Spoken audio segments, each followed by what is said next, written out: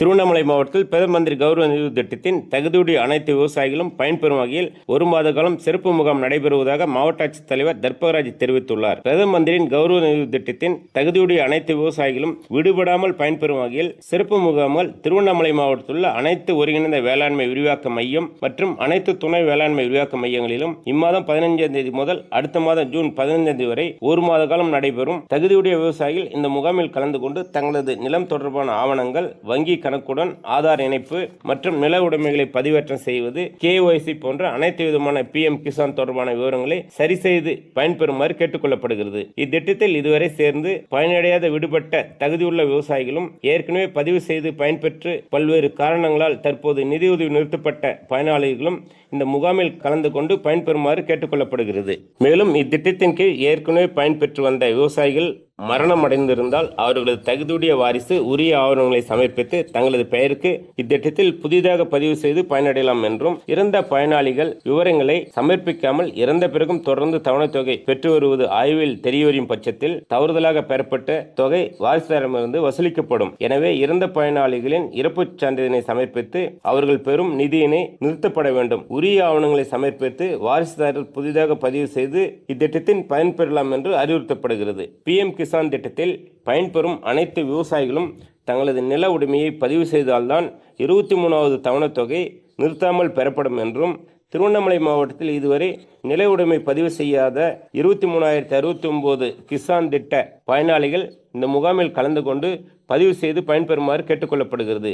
திருவண்ணாமலை மாவட்டத்தில் ஊரக வளர்ச்சி உள்ளாட்சித்துறையின் மூலம் மேற்கொள்ளப்பட்டு வரும் பல்வேறு பணிகளை மாவட்ட ஆட்சித்தலைவர் தர்பகராஜ் நேரில் பார்வையிட்டு ஆய்வு செய்தார். புதுப்பாளையம் ஊராட்சி ஒன்றியத்துக்குட்பட்ட காரப்பட்டு ஊராட்சியில் கல்லாறு ஆற்றின் குறுக்கே ரூபாய் 2,77,00,000 மதிப்பீட்டில் காரப்பட்டு மட்டவெட்டு ஊராட்சிகளை இணைக்கும் வகையில் புதிய மேம்பாலம் கட்டும் பணிகளையும் பார்வையிட்டு ஆய்வு செய்தார். அப்பொழுது தரமாகவும் விரைவாகவும் முடித்து மக்களின் பயன்பாட்டிற்கு கொண்டு வர அரசு அதிகாரிகளுக்கு அவர் அறிவுறுத்தினார். அதைத் தொடர்ந்து காரப்பட்டு ஊராட்சியில் மகாத்மா காந்தி தேசிய ஊரக வேலை உறுதியளிப்பு திட்டத்தின் கீழ் சுற்றுச்சூழலை மேம்படுத்தும் வகையில் பொது இடங்களில் 100 மரக்கன்றுகள் நட்டு பராமரிக்கப்பட்டு வருவதையும் பார்வையிட்டு கோடை காலத்தில் மரக்கன்றுகள் பாதிக்கப்படாமல் இருக்க பணியாளர்கள் மூலம் தண்ணீர் பாய்ச்சி முறையாக பராமரிக்க வேண்டும் என்று ஊராட்சி அதிகாரிகளுக்கு அறிவுறுத்தினார். அதைத் தொடர்ந்து புதுப்பாளையம் ஊராட்சி ஒன்றியத்தில் பல்வேறு இடங்கள் மரக்கன்று நடுவதற்காக ஒரந்தவாடி ஊராட்சியில் நாற்றங்கால் பண்ணை ரூபாய் 6,30,000 மதிப்பில் தேக்கு, மா, பொங்கன் போன்ற 5,000 மரக்கன்றுகள் வளர்க்கப்பட்டு வருவதையும் பார்வையிட்டார். திருவண்ணாமலை மாவட்டத்தில் விவசாயிகள் மத்திய மாநில அரசின் மானிய திட்டங்களை பெற கட்டாயம் தனித்துவ அடையாள எண் பெற வேண்டும் என்று மாவட்ட ஆட்சித்தலைவர் தர்பகராஜ் தெரிவித்துள்ளார்.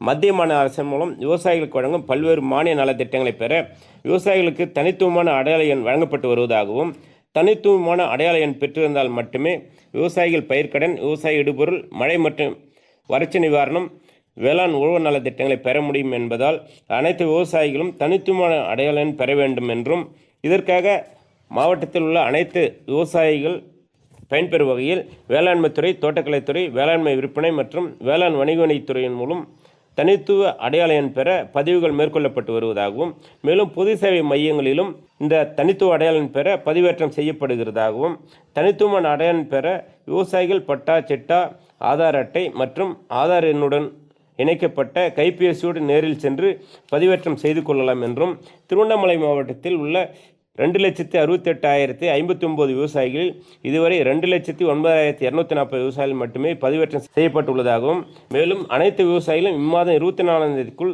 தனித்துவமான அடையாள எண் பெற வேண்டும் என்று மாவட்ட ஆட்சித்தலைவர் கேட்டுக்கொண்டுள்ளார். திருவண்ணாமலை மாவட்டத்தில் தனியார் பள்ளி வாகனங்களை மாவட்ட ஆட்சித்தலைவர் தலைமையில் மாவட்ட அளவிலான கூட்டாய்வு குழுவினர் ஆய்வு செய்தனர். திருவண்ணாமலை மாவட்டத்தில் தனியார் பள்ளிகளில் படிக்கும் மாணவர்கள் சிரமமின்றியும் பாதுகாப்புடனும் பயணிக்கும் வகையில் ஆண்டுதோறும் பள்ளிகள் திறப்பதற்கு முன்பு பள்ளி வாகனங்கள் ஆய்வு செய்வது வழக்கம். அந்த வகையில் கோடை காலம் முடிந்து பள்ளிகள் திறக்கப்பட உள்ள நிலையில் திருவண்ணாமலை மாவட்ட ஆட்சித்தலைவர் வளாகத்தில் மாவட்ட கூட்டாய்வு குழுவினால் ஆய்வு செய்யப்பட்டது.